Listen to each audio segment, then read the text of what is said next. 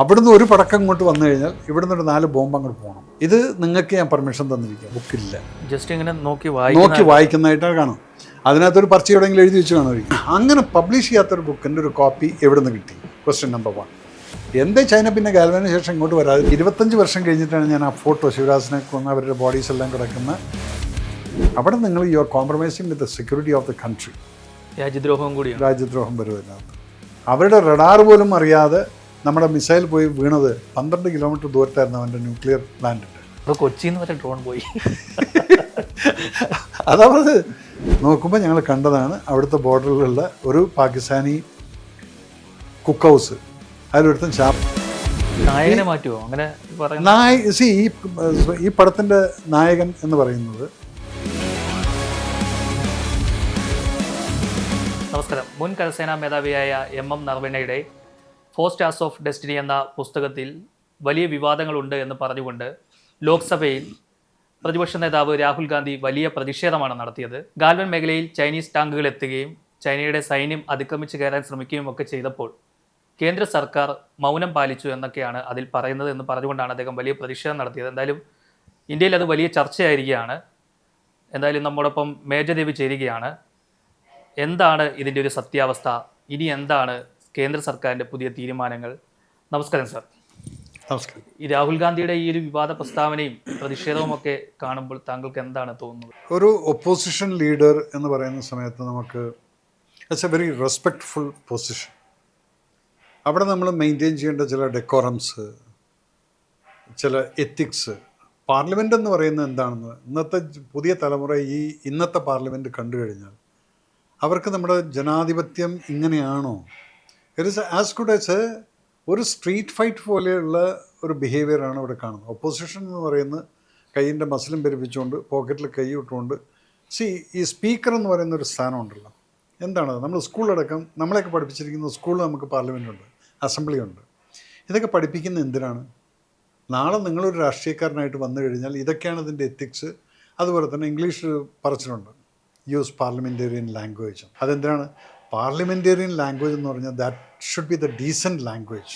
അതിനകത്ത് ഒരു നമുക്ക് സാധാരണ സൊസൈറ്റിയിൽ പറയാൻ പാടില്ലാത്ത രീതിയിലുള്ള ഒരാളെ ഇപ്പം പാർലമെൻറ്റിൽ ഒരു മിനിസ്റ്റർ എപ്പോഴും നമ്മൾ ജി ചേർത്തിട്ട്, അത് ഇന്ത്യൻ കൾച്ചർ ആയതുകൊണ്ട് ജി. നേരെ മറിച്ചപ്പോൾ ഒരു ഫോറിൻ കൺട്രിയിലൊക്കെ പോയി കഴിഞ്ഞാൽ മിസ്റ്റർ പ്രസിഡൻറ്റ്, അത്രയേ ഉള്ളൂ. അതൊരു സാധാരണ പൗരനും വിളിക്കുന്ന മിസ്റ്റർ ഇവിടെ മിസ്റ്റർ CM എന്ന് വിളിച്ചു കഴിഞ്ഞാൽ അന്ന് നിങ്ങൾ അകത്താവും, ജയിലിലായിരിക്കും. അല്ലെങ്കിൽ മിസ്റ്റർ സോൻസോ എന്ന് വിളിച്ചു കഴിഞ്ഞാൽ. സോ അത് ഒന്ന് നമ്മൾ വിദേശീവൽക്കരണം ഉണ്ട്, പക്ഷെ അതേ സമയത്ത് ആ കൾച്ചറിനെ നമ്മൾ ഫോളോ ചെയ്യുന്നില്ല. ഇതൊരു മിക്സാണ്. അപ്പോൾ ഇവിടെ കാണുന്ന ഇപ്പോൾ ഈ നിർവാണയുടെ പുസ്തകത്തിൻ്റെ പേരിൽ ആദ്യം നിങ്ങൾക്ക് ഈ നിർവാണയെ അത് പറഞ്ഞിട്ടില്ല. ആദ്യം ആ സൈഡ് നമുക്ക് കംപ്ലീറ്റ് ചെയ്യാം. അദ്ദേഹത്തിന് വരുന്ന റിപ്രിക്കഷൻസ് എന്തൊക്കെയായിരിക്കും എന്നുള്ളത്. ഇദ്ദേഹം ജനറലായിട്ട് ചീഫ് ഓഫ് ദ ആർമി സ്റ്റാഫായിട്ട് റിട്ടയർ ആയിട്ടുള്ളൊരു വ്യക്തിയാണ്. ഈ 2022 കാലഘട്ടം അന്നെന്നുള്ളതല്ല 2014 തൊട്ടിട്ട് ഇന്ത്യൻ ഗവൺമെൻറ് പട്ടാളക്കാർക്ക് കൊടുത്തിരിക്കുന്ന ഒരു പവറുണ്ട്. 2014 എന്ന് പറയുന്ന സമയത്ത് പീയൂഷ് അത് അണ്ടർലൈൻ ചെയ്യണം. വൈ? ബിക്കോസ് 2014 വരയ്ക്കും ഞാൻ 96 സർവീസ് ചെയ്യുന്ന സമയത്ത് ഞാൻ സ്വന്തമായിട്ട് ഫേസ് ചെയ്തിട്ടുള്ളൊരു പ്രശ്നമുണ്ട്. കാർഗിലുണ്ടായിരുന്ന സമയത്ത് അവിടെ ഒരു പോസ്റ്റ് 43 ഉണ്ട്. ആ പോസ്റ്റ് 43 എന്ന് പറയുന്നത് കാർഗിൽ നിന്ന് നമ്മൾ ദ്രാസിലേക്ക് പോകുമ്പോൾ ഒരു 6 കിലോമീറ്റർ പോയി കഴിഞ്ഞാൽ കാക്സൺ അപ്പുറത്ത് ഉള്ളിലോട്ട് പോയിട്ട് ഒരു 4-5 കിലോമീറ്റർ ഉള്ളിൽ പോയി കഴിഞ്ഞാൽ പാകിസ്ഥാൻ്റെ നേരെ ഇപ്പുറത്തുള്ളൊരു പോസ്റ്റാണ്. അവിടെ എപ്പോഴും ഷെല്ലിങ് നടക്കുമായിരുന്നു. അപ്പോൾ കാർഗിൽ നിന്ന് ഞങ്ങൾക്ക് പെട്ടെന്ന് പോയിട്ട് നോക്കി വരാം, പക്ഷേ ഡേ ടൈമിൽ നമുക്ക് പോകാൻ പറ്റില്ല, അവന്മാർ ഫയർ ചെയ്ത് കളയും.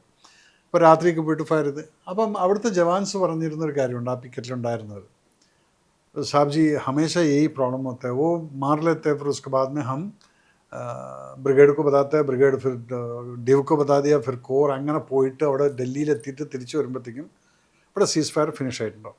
ഐ മീൻ ഫയറിങ് ഫിനിഷ് ആവും. ഇതിപ്പോൾ ഒരു ക്രിക്കറ്റ് മാച്ച് ആവും, അല്ലെങ്കിൽ അവൻ്റെ മൂഡിനനുസരിച്ച് അവൻ ഫയർ ചെയ്തു. ഈ സമയത്ത് നമുക്ക് പെർമിഷൻ എടുക്കാൻ വേണ്ടി ഡൽഹി വരയ്ക്ക് പോകേണ്ടി വരും. ഗവൺമെൻറ്റിൻ്റെ മിനിസ്ട്രി ഓഫ് ഡിഫൻസിൽ നിന്ന് പെർമിഷൻ കിട്ടാതെ ഇതൊന്നും തിരിച്ച് ഫയർ ചെയ്യാൻ പറ്റില്ലായിരുന്നു.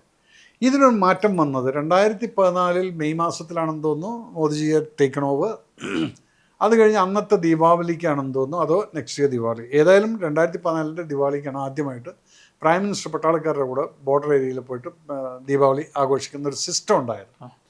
അതിപ്പോൾ ഈ കഴിഞ്ഞ 11 വർഷവും അദ്ദേഹം പ്രൈം മിനിസ്റ്റർ ആയിരിക്കുന്ന സമയത്തെല്ലാം ഒന്നേ BSFൻ്റെ കൂടെ ആയിരിക്കും, പട്ടാളക്കാരുടെ കൂടെ ആയിരിക്കും, കാർഗിലായിരിക്കും, ബേസ് ക്യാമ്പിൽ തോയ്സിലായിരിക്കും, അല്ലെങ്കിൽ നാഗാലാൻഡ് സെക്ടറിൽ എവിടെയാണെങ്കിലും അദ്ദേഹം ദീപാവലി ആഘോഷിക്കുന്ന അവിടെയാണ്. അവിടെയൊക്കെ പട്ടാളക്കാർ പറയുന്ന ഒരു കാര്യം, देखो आप लोगों को जो बंदूकें दी हुई है ये दिवाली के टाइम पे पटाखे चलाने के लिए नहीं है, वो तो पटाखे हम दिल्ली में चलाएंगे, आपका पटाखा ये है. അവിടുന്ന് ഒരു പടക്കം ഇങ്ങോട്ട് വന്നു കഴിഞ്ഞാൽ ഇവിടുന്ന് ഒരു 4 ബോംബ് അങ്ങോട്ട് പോകണം. ഇത് നിങ്ങൾക്ക് ഞാൻ പെർമിഷൻ തന്നിരിക്കുകയാണ്, നിങ്ങൾ എന്നോട് ചോദിക്കേണ്ട ആവശ്യമില്ല. നിങ്ങളാണ് ഈ ഗ്രൗണ്ടിലിരിക്കുന്നത്, നിങ്ങളാണ് ഇതിനെക്കുറിച്ച് കൃത്യമായിട്ട് ഒരു സ്റ്റഡി നടത്തേണ്ട ആൾക്കാർ. എന്തിനാ അവർ ഫയർ ചെയ്തു, അതിനുള്ള റിട്ടാലിയേഷനുള്ള ഫുൾ പവർ നിങ്ങൾക്കുണ്ട്. അത് ഞാൻ എന്നോട് ചോദിക്കേണ്ട ആവശ്യമില്ല. ഈ ഒരു പവർ കിട്ടിയതിന് ശേഷമാണ് പട്ടാളത്തിൻ്റെ മൊറാൽ, പട്ടാളക്കാരുടെ പല പ്രശ്നങ്ങളും ഉണ്ടാവുമായിരിക്കും. ഒരു ഗവൺമെൻറ് ആയിരിക്കുന്ന സമയത്ത് ചില കാര്യങ്ങളിൽ നമുക്ക് ഇല്ലാതെ നമ്മളെ ശരിക്കും അങ്ങനെയുള്ളൊരു കംപ്ലയിൻറ്റ് ഇന്നേ വരെ പട്ടാളക്കാർക്ക് ഉണ്ടായിട്ടില്ല. ആത്മവിശ്വാസം കൂടിയിട്ടുണ്ട്. കൂടാന്ന് പറഞ്ഞു കഴിഞ്ഞാൽ അത് ഒരു പ്രധാനമന്ത്രി അവിടെ പോയിട്ട് ദീപാവലിക്ക് സമയത്ത് പട്ടാളക്കാരുടെ വായിലും സ്വീറ്റ്സും വെച്ച് കൊടുത്തുകൊണ്ട് പറയണം, മോനെ ഒന്ന് വന്നാൽ 100 അങ്ങോട്ട്, ഓക്കെ, ഇത് പറഞ്ഞിട്ട് പോന്നാൽ പക്ഷെ ഇവൻ വേറൊരു ലെവലിലാണ് നിൽക്കുന്നത്. അതിൻ്റെ വ്യത്യാസം നിങ്ങൾക്ക് മനസ്സിലായി കാണും. നിങ്ങൾ ഫുൾ സ്റ്റഡി എടുത്ത് നോക്കുക. 2014 മുന്നേ ഉണ്ടായിരുന്ന അറ്റാക്കുകളും ഷെല്ലിങ്ങുകളും അതിന് ശേഷം, എസ്പെഷ്യലി ഉറി അറ്റാക്ക് കഴിഞ്ഞിട്ടുള്ള സർജിക്കൽ സ്ട്രൈക്കിന് ശേഷം ഇവർക്ക് മനസ്സിലായി ഇത് അവിടെ ഇരിക്കുന്നത് നമ്മുടെ ആൾക്കാരല്ല, ഇപ്പം അത് വേറെ ഒരു താടിയുള്ള അപ്പനാണ് അവിടെ ഇരിക്കുന്നത്. സോ ആ താടിയുള്ള അപ്പൻ പിന്നെ ഇപ്പം നമ്മൾ കുറച്ച് പേടിച്ചേ പറ്റൂ. അപ്പോൾ ഉറി സർജിക്കൽ സ്ട്രൈക്ക് കഴിഞ്ഞ സമയത്ത് ഇവിടുത്തെ ഒപ്പോസിഷൻ പാർട്ടി, ഇപ്പോൾ ഈ പറയുന്ന രാഹുൽ ഗാന്ധി അടക്കം ഇപ്പോൾ ചോദിച്ചു അതിനെന്താ പ്രൂഫ് എന്ന് ചോദിച്ചു. സോ ഇത് പ്രൂഫ് കൊടുക്കാനുള്ളതല്ല ഇത്.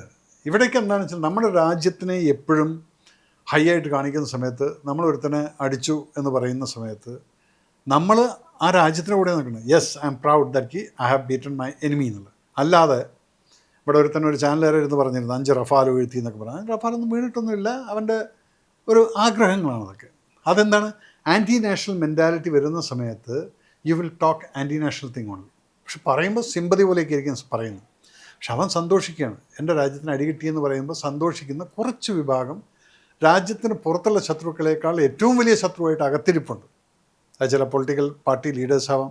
എന്തിനാ മണിശങ്കർ അയ്യറിനെ ഞാൻ പേരെടുത്ത് പറഞ്ഞിട്ടില്ലേ? ഇയാൾ അവിടെ പോയിരുന്നിട്ട് അതിൻ്റെ വീഡിയോ നമ്മളെല്ലാം കണ്ടിട്ടുള്ളതല്ലേ, പാകിസ്ഥാനി ഓഫീഷ്യൽസ് സംസാരിക്കുന്നത്.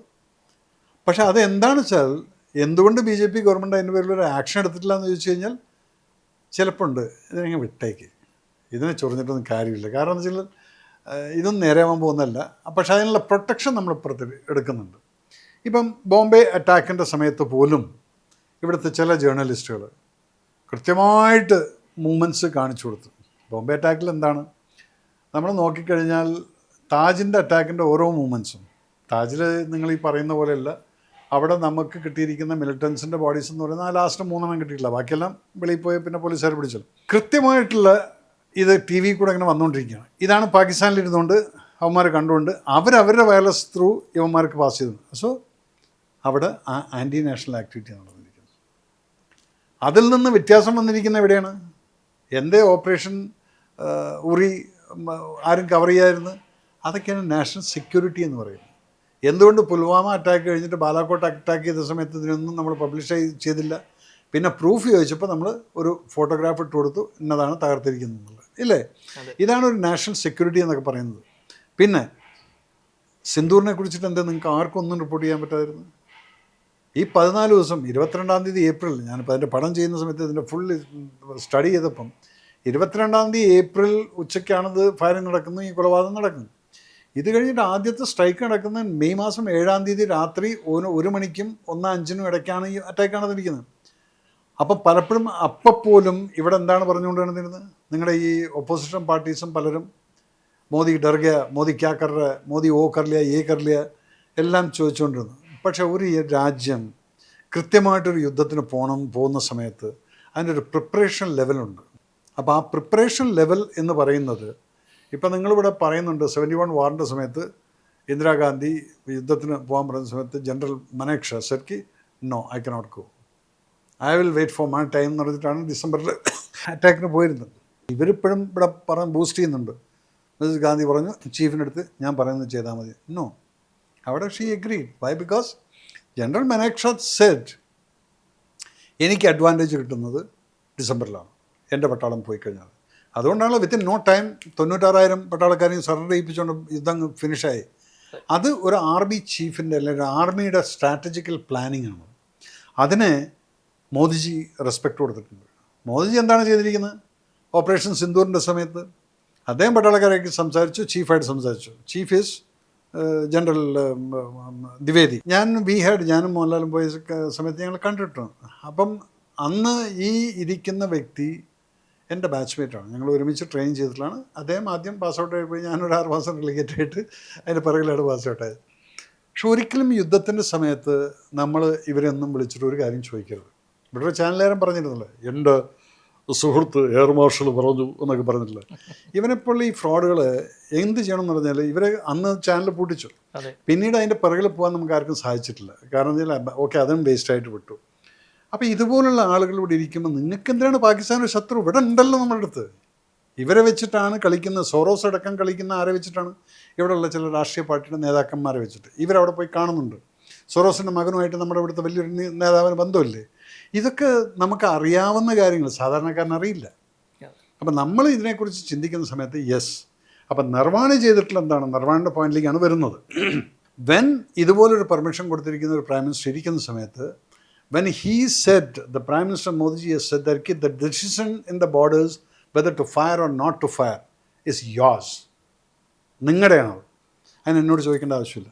സോ ഇപ്പോൾ രാഹുൽ ഗാന്ധി ഇത് പൊക്കി പിടിച്ചുകൊണ്ട് നടക്കുന്നുണ്ട് ഒരു ബുക്കെന്നും പറഞ്ഞില്ല. അതിനകത്ത് എന്താണെന്നുള്ള ആർക്കും അറിയില്ല. നിങ്ങൾ എവിടെയെങ്കിലും കണ്ടോ? എന്തുകൊണ്ട് ആ പേജ് ഇങ്ങനെ കാണിച്ചിട്ട് ഇതാണ് എഴുതിയിരിക്കുന്നത് എന്നുള്ള കാണാം? അങ്ങനെ ബുക്കില്ല.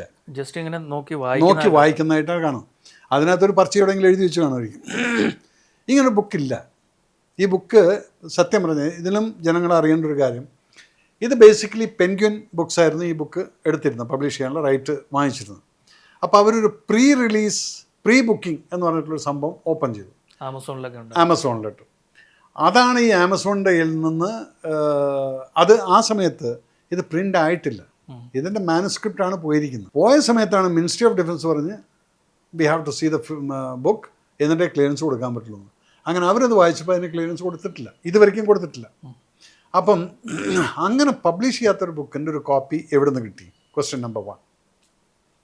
ആ ബുക്ക് അങ്ങനെ ഉണ്ടെങ്കിൽ അത് ജനറൽ നർവാണയാണോ കൊടുത്തിരിക്കുന്നത്? He should be taken four task. അദ്ദേഹത്തിന് ആദ്യം കോടതിക്ക് മുമ്പിൽ, നിയമത്തിന് മുന്നിൽ കൊണ്ടുവരണം.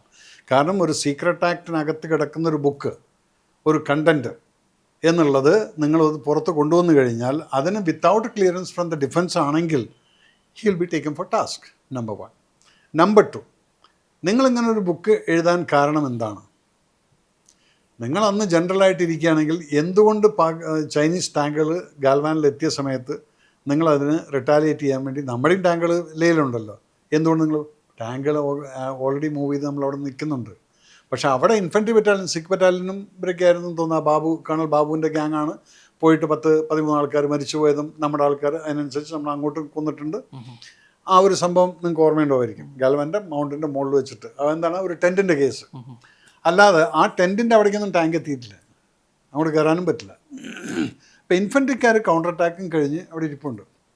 പിന്നെ നിങ്ങൾ ഈ അവിടെ വന്ന് വാതിക്കൽ വന്ന് നിന്നു. എന്നിട്ട് ഞാൻ ചോദിക്കട്ടെ, നിങ്ങൾ റിട്ടാലിയേഷൻ ഒന്നും ചെയ്തില്ലെങ്കിൽ എന്തുകൊണ്ട് ചൈന അറ്റാക്ക് ചെയ്തില്ല? ദാറ്റ് മീൻസ് ചൈനയ്ക്ക് അറിയാം അങ്ങനെ വന്ന് അറ്റാക്ക് ചെയ്ത് കഴിഞ്ഞാൽ ഇത് പഴയ ഇന്ത്യ അല്ലെന്നുള്ളത്. സോ ആ പഴയ ഇന്ത്യ അല്ലെങ്കിൽ നിങ്ങളിത് പറയുന്നു ഇല്ല, അത് അവിടെ വന്നു. എന്നിട്ട് ഞാൻ ചോദിക്കും, നമ്മുടെ ഇന്ത്യക്ക് വല്ല അഭാവം പറ്റിയോ? ഇല്ലല്ലോ. മോദിജി ഗവൺമെന്റ് വന്ന് ഗാൽവൻ സംഘർഷത്തിൽ നമ്മുടെ 20 സൈനികർ മരിച്ചുപോയി. 20 പേര്, 50 പേര് എന്തോ മരിച്ചു, 40 ചിലരും പറയുന്നുണ്ട്. അതിപ്പോഴും നമുക്ക് കൺഫേം അല്ല. ചൈനക്കാർ പറയുന്നത് ഞങ്ങളുടെ ആരും പോയിട്ടില്ല എന്നുള്ളത്. അതങ്ങനെ തന്നെയാണ്, അത് അവരുടെ രാജ്യസ്നേഹം. നമ്മളിവിടെ എന്താ വെച്ചാൽ നമ്മൾ നമ്മൾ പോയിട്ടുള്ളത് നമ്മൾ പറഞ്ഞിട്ടുണ്ട്, നമ്മൾ അവരെ കൊന്നിട്ടുള്ളത് നമ്മൾ പറയുന്നുണ്ട്. അപ്പം അതിലൊരു ഡിബേറ്റ് ഇല്ല, അതവിടെ നിൽക്കട്ടെ. ഇപ്പോഴത്തെ നിർവാണയുടെ ഇഷ്യൂ ആണല്ലോ. അപ്പം അങ്ങനെ ഉണ്ടെങ്കിൽ എന്തുകൊണ്ട് ചൈന നമ്മളെ അറ്റാക്ക് ചെയ്തില്ല? അങ്ങനെ അറ്റാക്ക് ചെയ്യാത്തൊരു സംഭവത്തിന് നിങ്ങൾ ഇത്രയും വലിയ ഊതിപ്പെരുപ്പിച്ചുകൊണ്ട് മോദി എനിക്ക് പെർമിഷൻ തന്നില്ല എന്ന് പറയുന്നത്.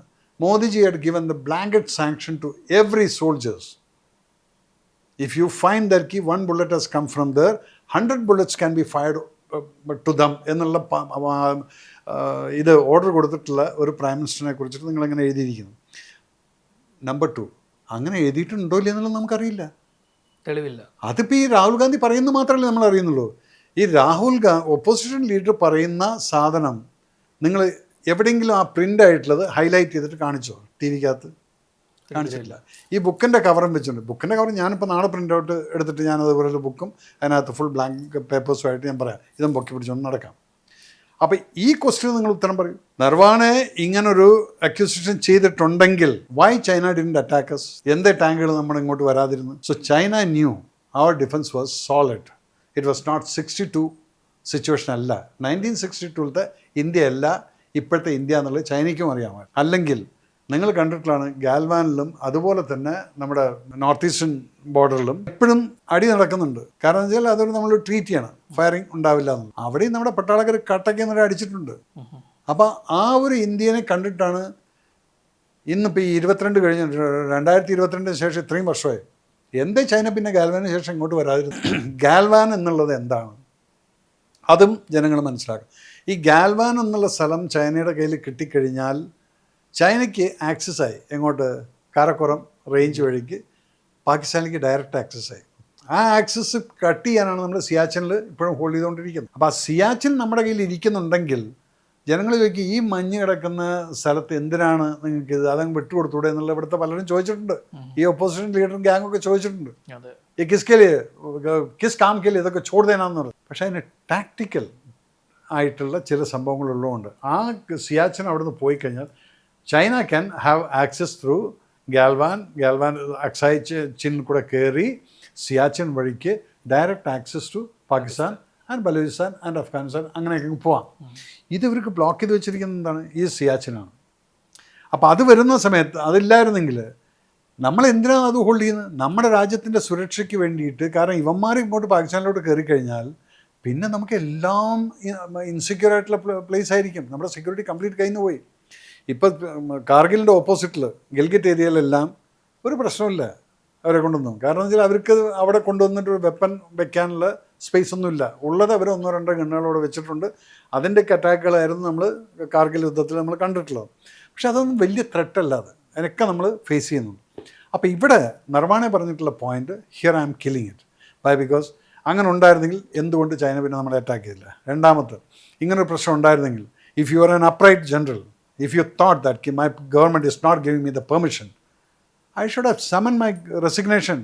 ഞാൻ നാളെ ഒരു MLA MB ആയിട്ട് ഞാനൊരു കാര്യം പറഞ്ഞത് നടന്നില്ലെങ്കിൽ അതിലുള്ള ഗട്ട്സ് വേണമെന്ന് വിചാരിക്കുന്ന ഒരു പട്ടാളക്കാരനാണ് ഞാൻ. ഇതടക്കുന്ന എൻ്റെ പേപ്പർ.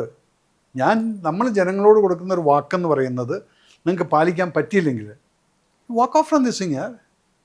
എന്തിനാണ് നിങ്ങൾ ആ ചെയർ ഹോൾഡ് ചെയ്തുകൊണ്ടിരിക്കുന്നത്? ആ സുഖവും സൗകര്യം നിങ്ങൾക്ക് വേണമല്ലേ?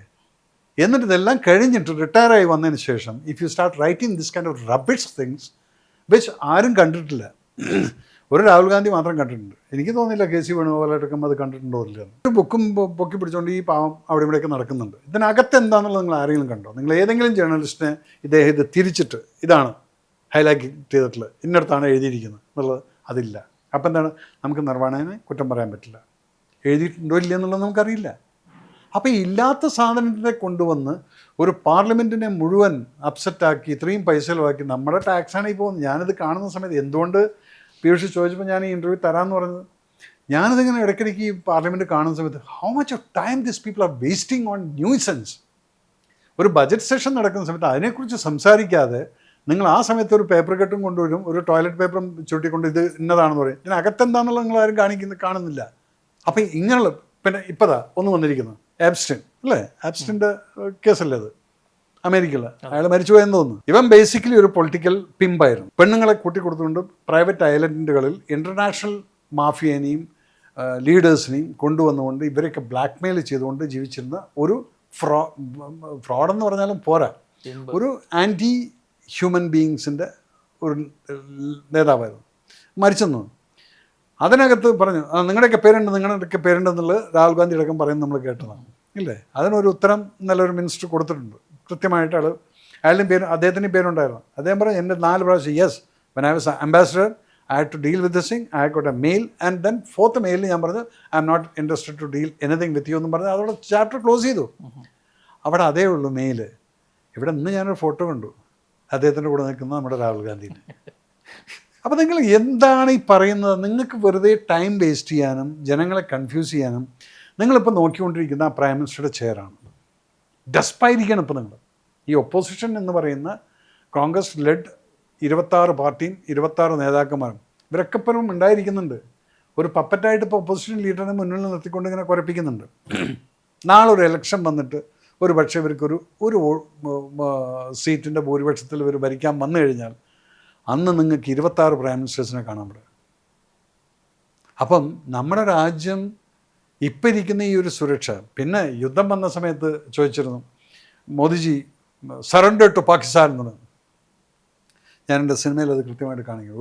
ഒരു പ്രൈം മിനിസ്റ്റർ, ഒരു റെസ്പോൺസിബിൾ പ്രൈം മിനിസ്റ്റർ അല്ലെങ്കിൽ ഒരു ഭരണാധികാരി ഒരു രാജ്യത്തിൻ്റെ വെറും ചീപ്പായിട്ടുള്ള ഒരു ഈഗോ പ്രോബ്ലം മാത്രമല്ല അദ്ദേഹത്തിന് നോക്കേണ്ടത്. അദ്ദേഹത്തിന് എക്കണോമിക്കൽ ബാലൻസ് നോക്കണം.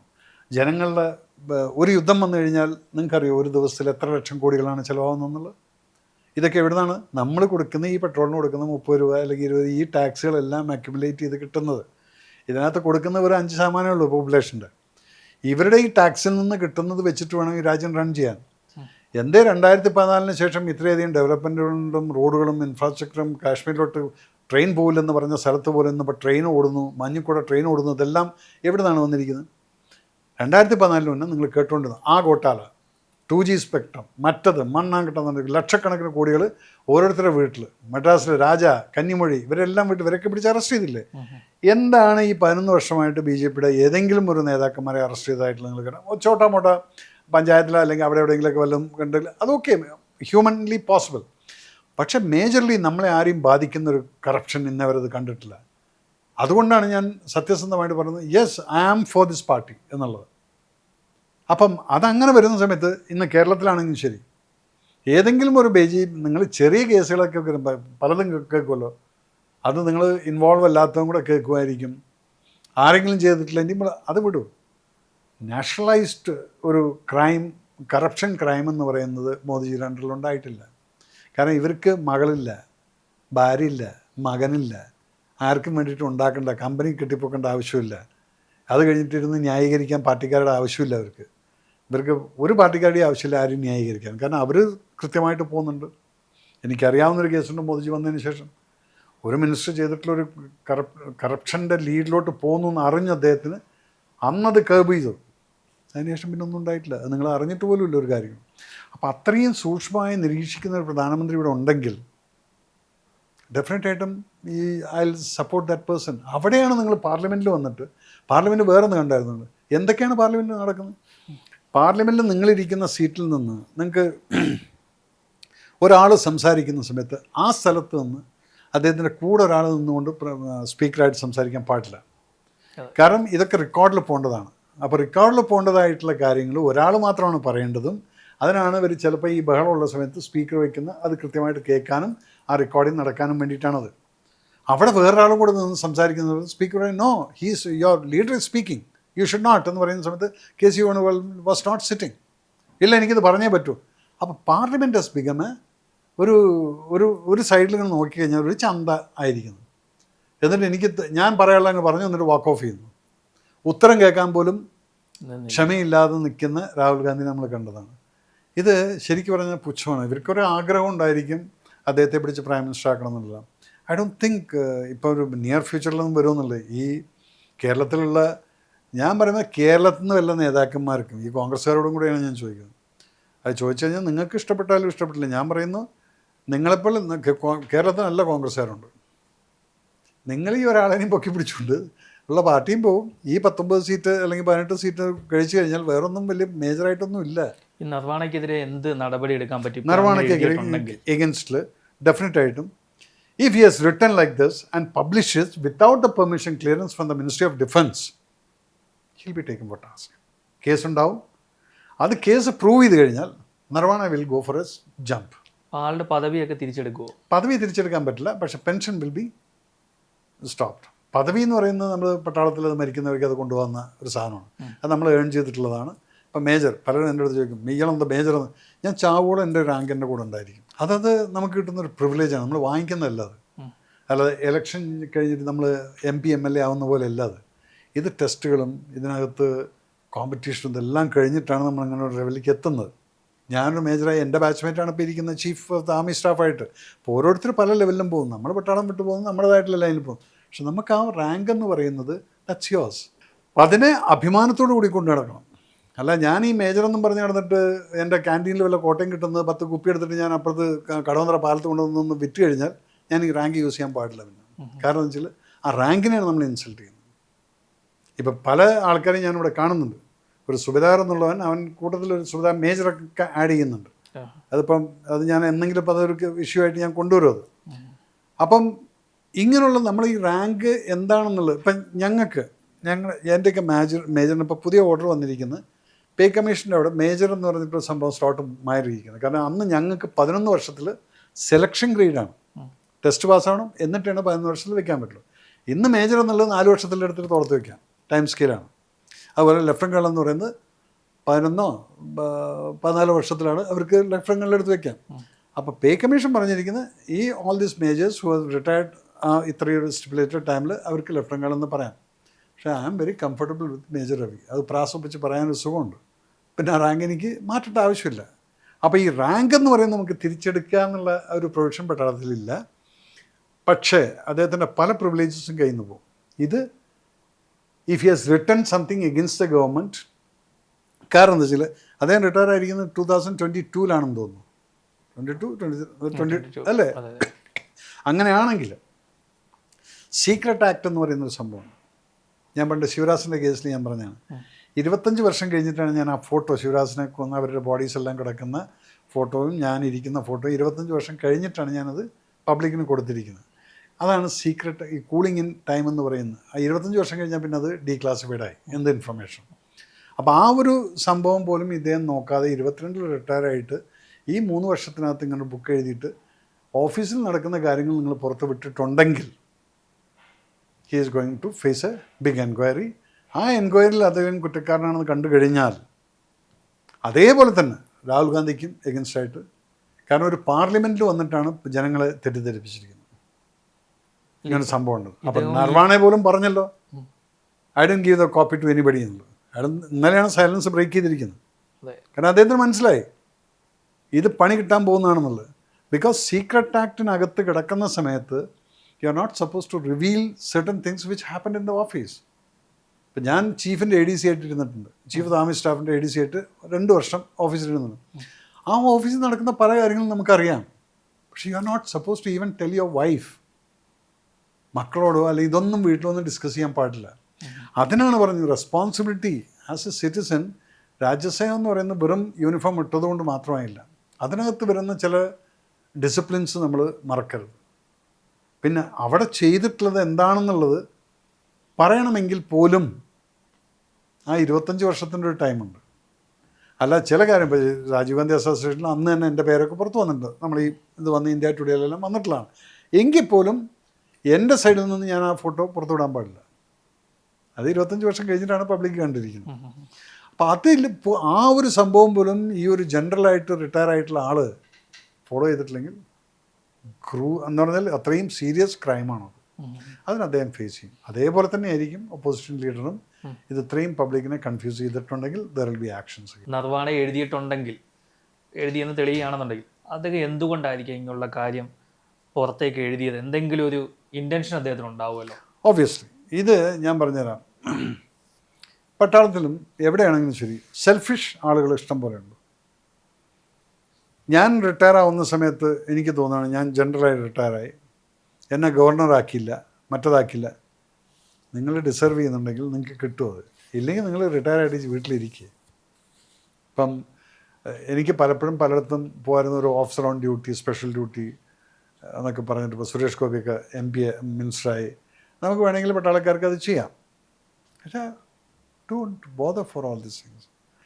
എന്നിട്ട് അത് കിട്ടിയില്ല എന്നതിൻ്റെ പേരിൽ ഒരു ബുക്ക് എഴുതിയിട്ട് ആ ബുക്കിൽ നിന്ന് പൈസ ഉണ്ടാക്കാൻ എന്ന് പറഞ്ഞു കഴിഞ്ഞാൽ അതിനൊരു ഹോട്ട് സെല്ലിങ് സാധനം ആക്കാൻ വേണ്ടി ചെയ്യുന്നത് സെൽഫിഷ്നെസ്സാണ്. അവിടെ നിങ്ങൾ you are compromising with the security of the country. രാജ്യദ്രോഹം കൂടിയാണ്. രാജ്യദ്രോഹം വരും അതിനകത്ത്. So he will if he has written. ഞാൻ കുറേ ആളുകളായിട്ട് ആർമി ഹെഡ് ക്വാർട്ടേഴ്സിൽ ഡിസ്കസ് ചെയ്തു. അവരും പറഞ്ഞു സർ നിങ്ങൾ പറയുന്നത് കറക്റ്റാണ്, എന്തുകൊണ്ട് അദ്ദേഹം റിസൈൻ ചെയ്തില്ല അന്ന്?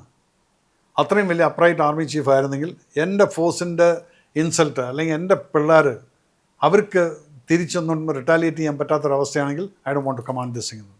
ഞാൻ നേരത്തെ എന്താ പറഞ്ഞു, ഞാനൊരു എം പിയോ എം എൽ എ ആവാൻ വേണ്ടി പോയിട്ട് നമ്മൾ പ്രസംഗിക്കും, പലതും ചെയ്തിട്ട് അത് ഞാൻ ചെയ്യാൻ എത്ര എണ്ണം ഫോളോ ചെയ്യുന്നുണ്ട്?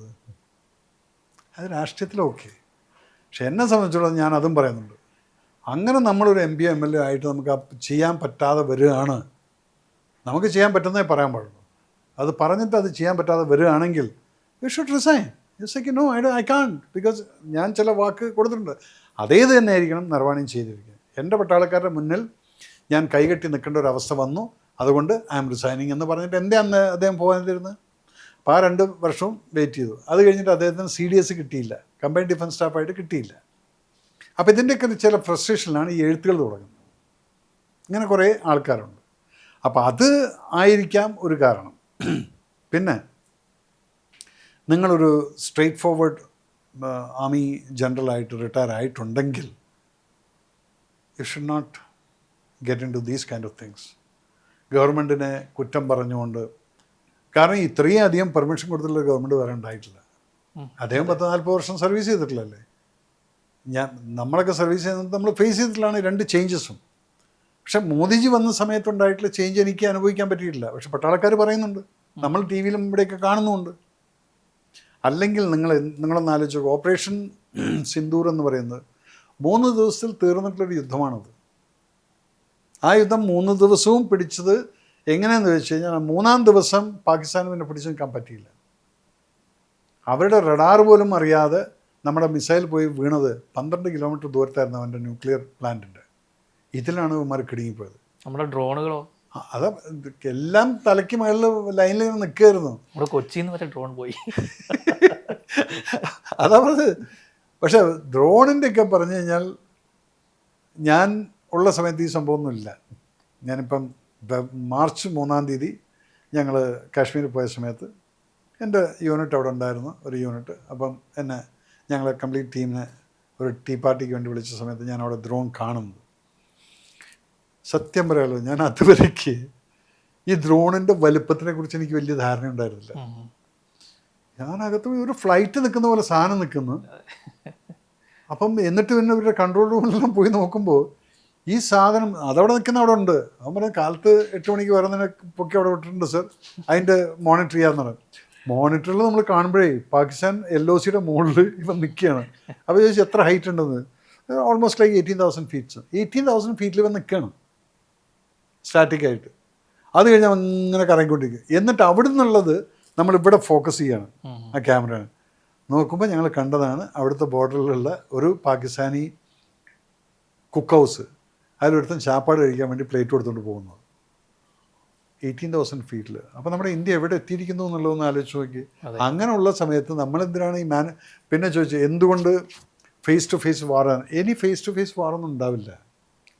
ഈ പഴയ കാലാൾപ്പട പോകുന്നത്, അല്ലെങ്കിൽ അതിന് സപ്പോർട്ടായിട്ട് ആർട്ടിലറി ഫയറിങ് പോകുന്നത്, അത് കഴിഞ്ഞിട്ട് ആമഡ് പിറകിൽ പോകുന്നത്, ആ ഒരു സിസ്റ്റമൊക്കെയാണ് മാറും ഇനിയിപ്പം. ഇനിയുള്ള കാലം എന്ന് പറഞ്ഞത് AI കളിക്കാൻ പോവാണ്. ഡ്രോൺസ് കളിക്കും, മിസൈൽസും. അതാണ് ഈ 3 ദിവസത്തിൽ ഒറ്റ മിസൈൽ പോലും അവർ ഇങ്ങോട്ട് ക്രോസ് ചെയ്ത് ഇവിടെ ഒന്ന് വിടാൻ പറ്റിയില്ല. പിന്നെ നിങ്ങൾ ചോദിക്കും പൂഞ്ച് രജോറി സെക്ടറിൽ ഷെല്ലിങ്ങിൽ 4 ആൾക്കാർ മരിച്ചില്ല.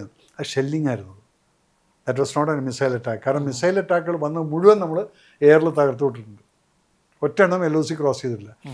അപ്പോൾ അത് എൻ്റെ ഈ 14 ദിവസം ഇവർ ചോദിച്ചല്ലോ, 22 to 7 എന്ന് പറയുന്ന സമയത്ത് 8 15 ദിവസം ഇവരെല്ലാം ചോദിച്ചുകൊണ്ടിരുന്നു. തന്നെത്താൻ കഥകൾ എഴുതി ഉണ്ടാക്കിയിരുന്നു. ഇന്ത്യ എന്ത് ചെയ്യുന്നു, ഇന്ത്യ പേടിച്ചു പോയി, മോദിജിക്ക് 56 ഇഞ്ച് ഛാത്തി ഇങ്ങനെയൊക്കെ ചോദിച്ച് സർക്കാസ്റ്റിക്കായി ചെയ്യുന്ന സമയത്ത് അവിടെ ഓരോരോ ഇഞ്ചിൻ്റെ ആ ഗ്യാപ്പ് ഉണ്ടായിരുന്നതിനെ സീൽ ചെയ്യായിരുന്നു. ഇതിനെടുത്ത സമയം. അത് കഴിഞ്ഞിട്ട് നമ്മൾ ഫുൾ അനലൈസ് ചെയ്തു. ഇനി നമ്മൾ ആദ്യത്തെ അറ്റാക്ക് ചെയ്ത് കഴിഞ്ഞാൽ അതിൻ്റെ റിട്ടാലിയേഷൻ എവിടെ നിന്ന് വരും, അതിനുള്ള കൗണ്ടർ മിസൈൽസ് എല്ലാം റെഡിയാക്കി വെച്ചിട്ടാണ് 7-ാം തീയതി രാത്രി നമ്മൾ അടിക്കുന്നത്. അടിച്ചിട്ട് അവരുടെ ഷോക്ക്, കാരണം അവർ ഏകദേശം ഇരുന്നു ഇനി ഇന്ത്യ അടിക്കില്ല എന്നുള്ള ലെവലിൽ. അപ്പോൾ അത് കഴിഞ്ഞ് അടിയും കിട്ടിയപ്പോൾ രാത്രി 1 മണിക്ക് കിട്ടിയപ്പം എഴുന്നേറ്റ് ഒച്ചമ്പഴം ഉണ്ടാക്കി തിരിച്ചടിക്കാൻ തുടങ്ങിയപ്പോൾ എല്ലാം കൂടെ പോരുന്നില്ല. അവിടെ തന്നെ ഇങ്ങനെ കിടന്നിട്ട് നമ്മൾ കണ്ടതല്ലേ, എല്ലാം എയറിൽ കയറി കിടന്ന് ഇങ്ങനെ അടിച്ചുകൊണ്ടിരിക്കുകയാണ്. ഒന്നും താഴോട്ടില്ല. അപ്പം ടുഡേ നിങ്ങൾ വിചാരിക്കുന്ന ഞാനൊക്കെ കണ്ട വാറല്ല ഇപ്പം നടക്കാൻ പോകുന്നു. എല്ലാം റിമോട്ടിലിരുന്നു കൊണ്ട് അത്രയും സേഫ്റ്റി, പട്ടാളക്കാരുടെ ലൈഫിനും ഒക്കെ സേഫ്റ്റി ആയിട്ട്. പക്ഷെ പിന്നെ ഈ എൻകൗണ്ടർ വരുന്ന സമയത്ത് ഡെഫിനറ്റായിട്ടും പീപ്പിൾ വിൽ ഗെറ്റ് കിൽഡ്. അത് we are bound to get killed. അതിനകത്ത് ഒരു എൻകൗണ്ടർ വരുമ്പോൾ നമുക്ക് കിട്ടും. അത് നമ്മൾ നർവാണയുടെ കാര്യം പറഞ്ഞുകൊണ്ടിരുന്നതാണ്. അപ്പോൾ അതിൻ്റെ കൂടെ തന്നെ എനിക്ക് ചോദിക്കാനുള്ള സാറിൻ്റെ സിന്ദൂർ വരികയാണ് പടം. എന്തായി അതിൻ്റെ അവസാന ഘട്ടത്തിലാണോ, എങ്ങനെയാണ് അതിൻ്റെ? അതെല്ലാം അത് ചെറിയൊരു കൺഫ്യൂഷൻ ഉണ്ടായിരുന്നു. അത് കഴിഞ്ഞിട്ട് എല്ലാം കഴിഞ്ഞിപ്പോൾ ഞാൻ എല്ലാം സെറ്റാക്കിയിട്ടുണ്ട്. അത് നിങ്ങളൊക്കെ പലതും നെറ്റിലൊക്കെ ഞാൻ കണ്ടുകൊണ്ടിരുന്നു. ഗോസിപ്പുകൾ കാണുമല്ലോ. കാരണം ഈ മനുഷ്യൻ്റെ ജീവിതം എന്ന് പറയുന്നത്, നിങ്ങൾ ഒറ്റയ്ക്ക് വഴിയും തെളിച്ച് ഇങ്ങനെ പോയിക്കൊണ്ടിരിക്കുന്ന ഒരാൾക്ക് നിങ്ങൾക്ക് ഇഷ്ടംപോലെ ശത്രുക്കളുണ്ടായിരിക്കും. ആ ശത്രുവിനോട് നമ്മൾ നേരിടാൻ പോയി കഴിഞ്ഞാൽ നമ്മുടെ ഈ കോൺസെൻട്രേഷൻ തെറ്റിപ്പോകും. അത് ചീള് കേസുകൾ. അവനിതേ പറ്റുള്ളൂ. ഒളിഞ്ഞിരുന്നു കൊണ്ട് ആരുടെയെങ്കിലും ഫേസ്ബുക്കിൻ്റെ പേരിൽ കള്ളപ്പേരും വെച്ചുകൊണ്ട് ഒരു കമൻ്റ് ഇടുക, അല്ലെങ്കിൽ മറ്റതിടുക, അതൊക്കെ സാധിക്കും. അപ്പോൾ നമ്മളതിനെ റിട്ടാലിയേറ്റ് ചെയ്യേണ്ടത് ഉണ്ടായിട്ടുണ്ടല്ലോ. ഇപ്പം പല കേസുകളുടെയും മേജർ റിവ്യൂ, അതുകൊണ്ട് വരുമ്പോഴത്തേക്കും മേജർ റിവ്യൂ 30 ലക്ഷം കൊടുക്കണം, വീടൊക്കെ പണയം വെക്കേണ്ടി വരും എന്നൊക്കെ പറഞ്ഞിട്ട് അത് എന്താണെന്നുള്ളത് പോലും നിങ്ങൾ ആരും ചിന്തിച്ചു. പക്ഷേ എൻ്റെ അടുത്ത് 2-3 ചാനലുകൾ, ഞാനതിന് വെരി ഹാപ്പി ടു 2-3 എൻ്റെ ചാനൽ, അത് എൻ്റെ ഈ ഓർഡറൊക്കെ വന്നതിന് ശേഷം ഞാൻ പറയാം. അവരെന്നോട് വിളിച്ച് ചോദിച്ചു, സാറേ ഇതിലെന്താ സത്യം? ഞാൻ പറയില്ല മോനെ, എന്താണ് ലീഗലായിട്ട് ഞാൻ പോകുന്നു. Okay, that's all. 2-3 ചാനൽ. പക്ഷെ വേറെ അടിച്ച് പരത്തില്ലേ. കാരണം നിങ്ങൾക്കൊരു അറിയപ്പെടുന്ന ഒരു വ്യക്തിയുടെ പേര് ആദ്യം എടുത്തില്ല ഉണ്ടല്ലോ. ഇപ്പം ഇരിങ്ങാലക്കുടയിലത്തൊരു ഫൈനാൻസ്, ഒരു തണ്ടർ ഫോഴ്സ് എന്നും പറഞ്ഞൊരു ഫ്രോഡ്. പക്ഷെ അവൻ എൻ്റെ പേര് കമ്പനിയിലിട്ടുണ്ട്, ഞാൻ അവനെ അറിയുന്ന ആളാണ്. അപ്പം നമ്മളൊരാൾ രക്ഷപ്പെട്ട് പോവുകയാണെങ്കിൽ എന്തെങ്കിലും ആയിക്കോട്ടെ. പക്ഷെ നമ്മൾ അറിയുമ്പോൾ, സീരിയസ്നെസ് അറിയുമ്പോഴാണ് നമ്മൾ വക്കീൽ നോട്ടീസ് കൊടുത്ത്, ഇതൊന്നും ആർക്കും അറിയില്ല. പക്ഷെ പേര് വരുമ്പോൾ അതാണ് മേജർ രവിയുടെ സ്ഥാപനം. എൻ്റെ സ്ഥാപനമല്ല അത് കള്ളപ്പൊട്ടിട്ട് ഞാൻ വെച്ചിരിക്കുന്നു. ഇതൊക്കെ ഞാൻ ഫേസ് ചെയ്യുന്നുണ്ട് ഇപ്പം. അപ്പോൾ ഇതെല്ലാം ഇങ്ങനെയുള്ള ഗോസിപ്പുകളും കാര്യങ്ങളൊക്കെ ഉണ്ടായിരിക്കും. നായകനെ മാറ്റുമോ അങ്ങനെ? ഈ പടത്തിൻ്റെ നായകൻ എന്ന് പറയുന്നത് ഞാനിപ്പോഴും ആ പേര് പറയാൻ ആഗ്രഹിക്കുന്നില്ല. കാരണം അത് പറഞ്ഞു കഴിഞ്ഞാൽ പിന്നെയും നിങ്ങൾ ഇതിൻ്റെ മുകളിൽ പ്രൊപ്പഗണ്ടാന്ന് പറയും. നിങ്ങൾക്കിഷ്ടമുള്ള ഒരു വ്യക്തി, എനിക്കിഷ്ടമുള്ളൊരു വ്യക്തി അതുണ്ട്. അതില്ലെങ്കിൽ ആ പടം നടക്കില്ല. അത് കാരണം അതിൻ്റെ ക്ലൈമാക്സാണ് എൻ്റെ ഹാർട്ടായിട്ട് നിൽക്കുന്നത്. അപ്പം അതിൻ്റേതായിട്ടുള്ള കാര്യങ്ങൾ ഞാൻ റിവീൽ ചെയ്യണമെങ്കിൽ അദ്ദേഹത്തിൻ്റെ അടുത്ത് പോയി അഡ്വാൻസും കൊടുത്ത് അദ്ദേഹത്തിൻ്റെ യെസ് അണ്ണാ മുന്നോട്ട് വയ്ക്കോ എന്ന് പറഞ്ഞു കഴിഞ്ഞാൽ മാത്രം ഞാൻ അനൗൺസ് ചെയ്യും. അതില്ലാതെ അത് ആൻറ്റിസിപ്പേറ്റ് ചെയ്തിട്ട് കുറേ എണ്ണം പലതും എനിക്ക് അഗൻസ്റ്റായിട്ടും അദ്ദേഹത്തിന് അഗൻസ്റ്റായിട്ടും ആരൊന്നും എഴുതിയിട്ടില്ല. പക്ഷേ എനിക്ക് അഗൻസ്റ്റ് അങ്ങനെ ഒരു സംഭവമില്ല, അങ്ങനെ സംസാരിച്ചില്ല. ഓക്കെ ആയിക്കോട്ടെ, നമ്മൾ യോഗം ഉണ്ടെങ്കിൽ ആ പടം ചെയ്യും. ആ പടം ചെയ്യുകയാണെങ്കിൽ അതൊരു 1.5 പടമായിട്ട് തന്നെ വരികയും ചെയ്യും. അത് വരട്ടെ, അത് വരുന്ന സമയത്ത് നമുക്ക് സംസാരിക്കാനെ കുറിച്ച് അടുത്തന്നെ കേൾക്കാം. ഇപ്പം ഈ രാഹുൽ ഗാന്ധി ഇങ്ങനെ പ്രശ്നങ്ങൾ ഉണ്ടാക്കുകയാണല്ലോ, അതിനെതിരെ എന്താണ് നിങ്ങളുടെ BJP എന്തെങ്കിലും ചെയ്യുന്നുണ്ടോ? BJP എന്ന പാർട്ടിയുടെ നിലപാട് എന്താണെന്നുള്ളത് എനിക്കറിയില്ല. പക്ഷേ പാർട്ടിയുടെ നിലപാട് കാണുന്നുണ്ട് പാർലമെൻറ്റിൽ. ഇപ്പോൾ അദ്ദേഹത്തിന് അഗൻസ്റ്റായിട്ട് പൂനെയിൽ ഒരു BJP MP ആരോ കേസ് കൊടുത്തിട്ടുണ്ട്. അതൊക്കെ കേസും കൂട്ടൊക്കെ നടക്കട്ടെ. പക്ഷെ ഞാൻ പബ്ലിക്കിൻ്റെ അടുത്ത് പറയാൻ ആഗ്രഹിക്കുന്നതാണ്, ഒരു പാർലമെൻറ്റ് എന്ന് പറയുന്ന ഒരു സാങ്ക്ടിറ്റി എനിക്കിപ്പോൾ അവിടെ കാണാനില്ല. ലെഫ്റ്റ് സൈഡിൽ ഇപ്പുറത്ത് എല്ലാം വളരെ ഡിഗ്നിഫൈഡ് ആയിട്ട് വന്നിരിക്കുന്നുണ്ട്, മര്യാദയ്ക്ക് സംസാരിക്കുന്നു, പോകുന്നു. അത് അമിത്ഷാജി ആണെങ്കിലും ശരി, മോദിജി ആണെങ്കിലും എല്ലാം കൂളായിട്ടിരുന്ന് നോക്കണം. അവിടെ ബഹളമാണ്, ചന്ത പോലെ ആയിരിക്കും. അത് എല്ലാം കൺട്രോൾ ചെയ്യുന്ന സ്പീക്കർ, അതുപോലും ഞാൻ കണ്ടതാണ്. സ്പീക്കർ അവിടെ ഇരുന്നിട്ട് ഇരിക്കുന്ന സമയത്ത് രാഹുൽ ഗാന്ധിജി ചോദിക്കുകയാണ് വേണുഗോപാലിൻ്റെ അടുത്ത്, ഇതെന്താ സ്പീക്കറാണോ അത് ചെയർമാൻ, എന്താ പറയുന്നത്, ചെയർപേഴ്സൺ. ഇത് ഇങ്ങനെയുള്ള കൺഫ്യൂഷനുള്ളൊരു ഓപ്പോസിഷൻ ലീഡറാണ് നമ്മൾ എന്തൊക്കെയോ ആക്കിയിട്ട്. സോ അദ്ദേഹത്തിൻ്റെ വില കളയല്ലേ ഈ ഓവറായിട്ട് സംസാരിച്ചിട്ട്. അപ്പം ഒപ്പോസിഷൻ ലീഡർ എന്ന് പറയുന്ന സമയത്ത് he's like A cabinet ministry ലെവലിലുള്ള പൊസിഷനാണ് ഇരിക്കുന്നത്. അദ്ദേഹത്തിന് ജനങ്ങളോടൊരു കടപ്പാടുണ്ട്. അല്ല എനിക്ക് ചെയർ വേണമെന്നും പറഞ്ഞിട്ടുള്ള വെപ്രാളം കാണുന്ന സമയത്ത് it is very ridiculing the whole thing. ഞാൻ BJPക്കാർ അതിൻ്റേതായിട്ടുള്ള ആക്ഷൻ അവിടെ എടുക്കുന്നുണ്ട്. പക്ഷേ as an individual I use to respect his father a lot. Rajiv Gandhi എന്ന് പറയുന്ന വ്യക്തിനെ എനിക്ക് വളരെയധികം ഇഷ്ടമായിരുന്നു. കാരണം 2 പ്രാവശ്യം ഞങ്ങൾ കണ്ടിട്ടുള്ളതും അദ്ദേഹത്തിനൊരു വിഷൻ ഉണ്ടായിരുന്നു. അദ്ദേഹം പാർലമെൻറ്റിലൊക്കെ സംസാരിക്കുന്ന സമയത്ത് വി യൂസ് ടു റിയലി ആ ഡിഗ്നിഫൈഡ് ലുക്കും കാര്യങ്ങളൊക്കെ ആയിട്ട്. ഇത് ഒന്നുമില്ലെന്ന്, ഇത് എനിക്ക് മനസ്സിലാവുന്നില്ല. എന്തൊക്കെയോ അവിടെ കാട്ടിക്കൂട്ടുന്നു. ഒരു കോളേജ് സ്റ്റൈലിൽ സ്റ്റെപ്പിലിരുന്നുകൊണ്ട് മുദ്രാവാക്യം വിളിച്ചുകൊണ്ടിരിക്കുന്നു. ഇത് ആ ഒരു sanctity I cannot see it. അതിന് പാർലമെൻറ്റ് എന്തുകൊണ്ടൊരു ലോ പാസ്സാക്കുന്നില്ല? എങ്ങനെയായിരിക്കണം ഒരാൾ? എനിക്ക് തോന്നുന്നു ഒരു MB ആയിക്കഴിഞ്ഞാൽ 7 ദിവസത്തിൻ്റെ ക്ലാസ് എന്തോ ഉണ്ട്.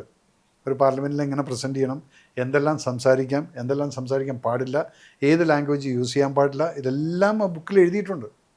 ഒരു പ്രാവശ്യം നിർമ്മല സീതാരാമൻജി കാണിച്ചു കൊടുത്താണ്, this word is not parliamentary language എന്നുള്ളത്. അപ്പോൾ ആ ബുക്കിനകത്ത് ഇതെല്ലാം ഉണ്ട്. ഇതൊന്നും നിങ്ങൾ കൊണ്ടു നടക്കുന്നു. നിങ്ങൾ എന്തെങ്കിലും ഒരു പ്ലാസ്റ്റിക്കിൻ്റെ പേപ്പറിൽ കൊണ്ടുവന്നിട്ട് പൊക്കി പിടിച്ചിട്ട് ഇത് ഞാനിതാണ്, അതിനകത്ത് എന്താണെന്നുള്ളതോ അത് കൊണ്ട് പ്രസൻറ്റ് ചെയ്യാനുള്ളതോ അതൊന്നും കാണുന്നില്ലല്ലോ. ഇപ്പം കിരൺ ജിജു നാളെ ചോദിച്ചു, where is authenticity of this allegations?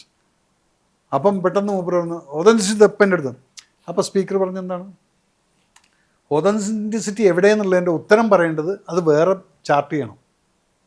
അല്ലെങ്കിൽ ഇവർ തമ്മിൽ വാക്ക് തർക്കം മാത്രമാണെങ്കിൽ ബാക്കി ചാർട്ട് ചെയ്തിട്ടുള്ള സംഭവങ്ങളൊന്നും അവിടെ നടക്കില്ല. അപ്പോൾ സ്പീക്കറാണ് ഇതിനെ കൺട്രോൾ ചെയ്യുന്നത്. No, you can get it tomorrow and take the slot to explain about this thing.